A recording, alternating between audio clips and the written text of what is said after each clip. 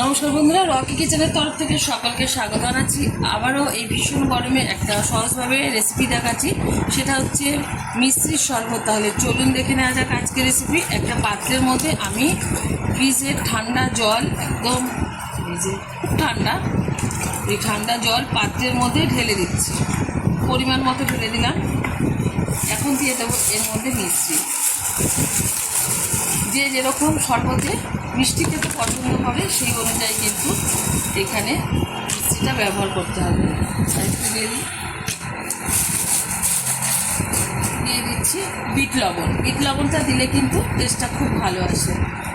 দিয়ে দিচ্ছি পরিমাণ মতো বিট লবণ। আর এখানে কিন্তু গন্ধরাজ লেবু কেটে নিয়েছি গার্নিশের জন্য, ওই যে গোল গোল করে।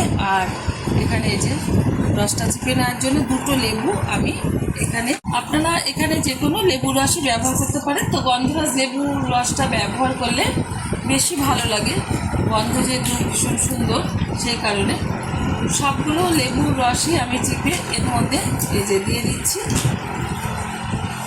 দিয়ে দেওয়া হয়ে গেছে, একটু নাড়িয়ে নিচ্ছি, হাত দিয়ে নাড়িয়ে নিচ্ছি, আপনারা চামচ দিয়ে নাড়িয়ে দিতে পারেন।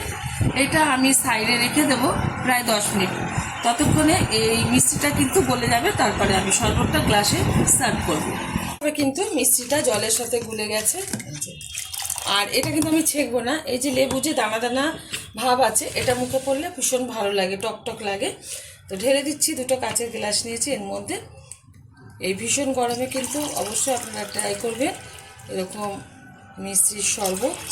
আপনাদের মানে পেট ঠান্ডা থাকবে আর ভালোও লাগবে।